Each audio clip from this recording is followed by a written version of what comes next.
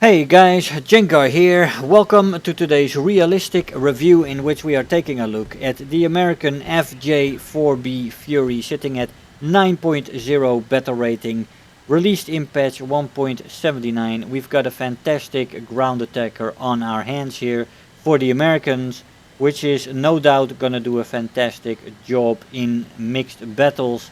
But in air realistic battle it is presented with something of a problem, and I will explain to you why. The maximum speed in this plane at sea level is 1085 kilometers an hour.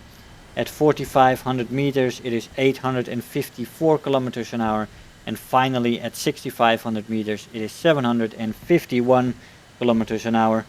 Top speed in a dive is pretty nice with 1107 kilometers an hour before it redlines and 1200 kilometers an hour before it rips apart. Is that the effective dive speed, you would ask?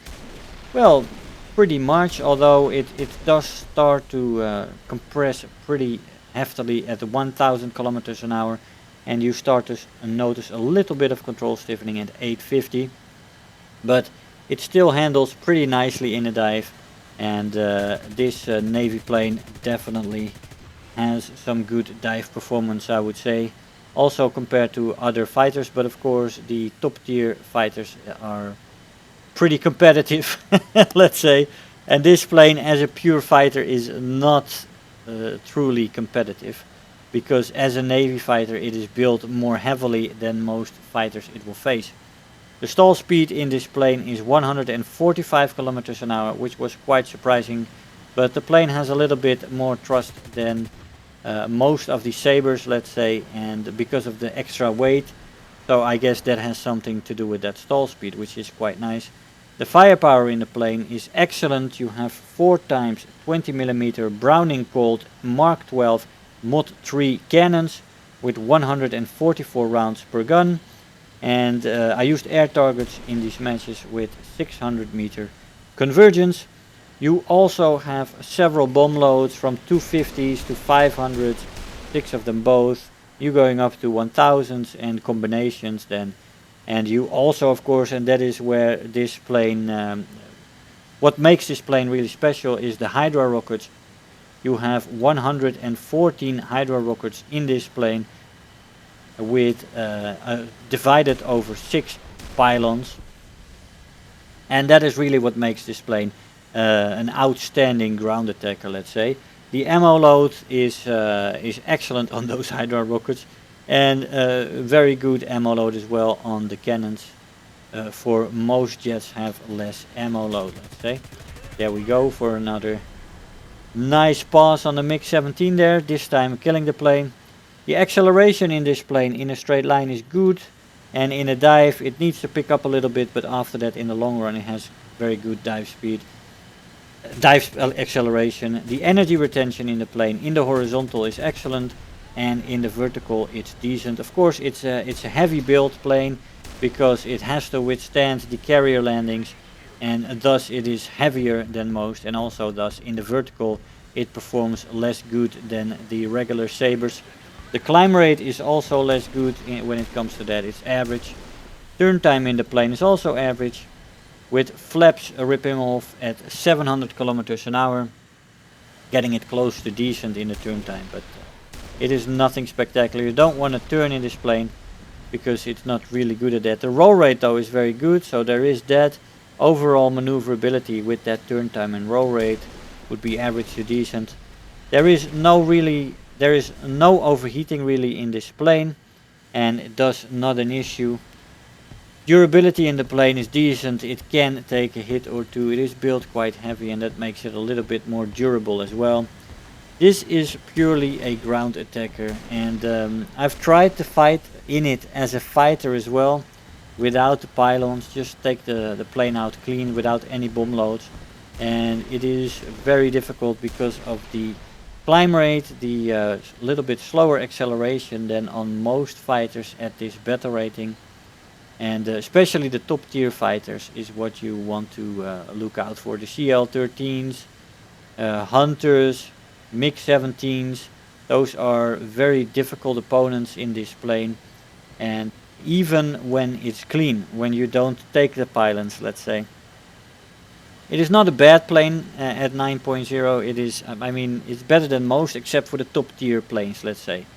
But yeah, it's definitely not a plane to feel competitive in at that battle rating when you are facing a full top tier match with a lot of these planes around. But still you can do a job because it is a performance, and you know it's always based on how do players make mistakes in these matches and how can you benefit from that. Even with these pylons you can do some good because the cannons are very good. The damage in the of the 20 millimeters right now are devastating, although of course the enemies also have devastating firepower right now.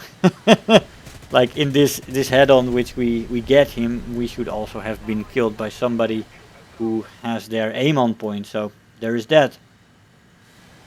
But that is always like that. If you look purely at performance, this plane is average at 9.0 because it's a naval jet, and all naval jets have this distinct disadvantage over the regular fighters, which are not adjusted for carrier landings and being sturdy and, you know, being able to land on heavy seas and stuff like that.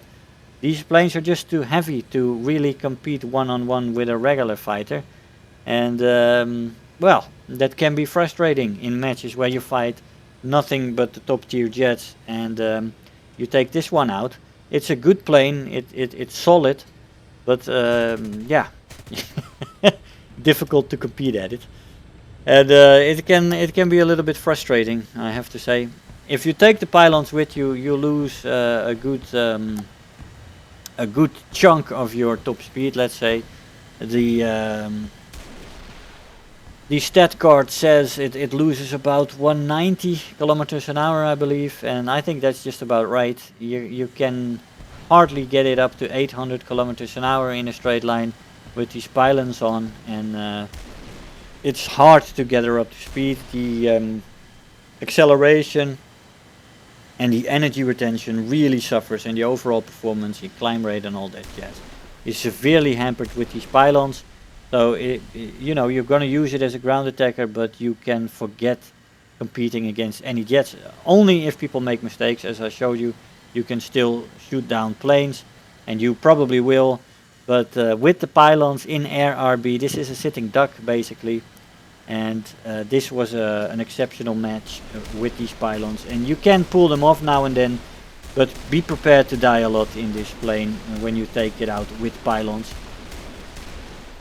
Let's see what kind of rewards we got for that performance.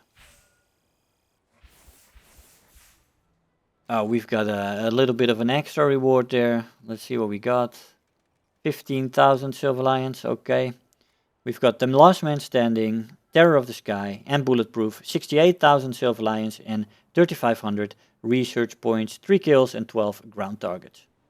Hey guys, so here we are after the match. Now that was an enjoyable match, but you will also have a lot of matches where you will be caught by the rushing jets who will come straight across the battlefield, and this thing with the pylons takes a lot of time to speed up. You're gonna take time and you're not gonna get it because the top tier jets will be upon you in no time. And it is difficult to fight against them with the pylons on. Even without the pylons, this plane is hard pressed to perform. You can do it, but you're gonna need some special attention to what you're doing here, because a lot of planes have better performance than this plane because of the simple fact that it is a naval plane and that it's heavier than most planes, and that really screws over some of its performance. Especially in the vertical and stuff like that, and in the acceleration and all that jazz, energy retention. And because of that, you're gonna need patience in this plane. You're gonna need patience. You're gonna need to speed this plane up and fight against it if you want to use it in the fighter role. But yeah, as a ground attacker, you definitely are gonna have some trouble. You're gonna die a lot. I think this plane will be very good in mixed battles, in ground forces. It will be a beast there. There's no doubt about it. There's a lot of rockets on this plane. And it's devastating. It's good in the ground attacking role. It can be a beast there. But yeah, you're going to be a sitting duck a lot of the time in air battles, and yeah, it's going to be difficult. That's all I have to say. It's a good plane, it's solid, but it's nothing spectacular in air RB, let's say. Guys, I hope you enjoyed the review. I want to thank you all for watching, and I'll see you guys next time. Bye bye. If you're new here, make sure to hit the subscribe button, become part of this community. If you are already a subscriber, don't forget to like the video, do leave me a comment, and if you really feel like helping out today, make sure to share the video with your friends and let them know about the channel.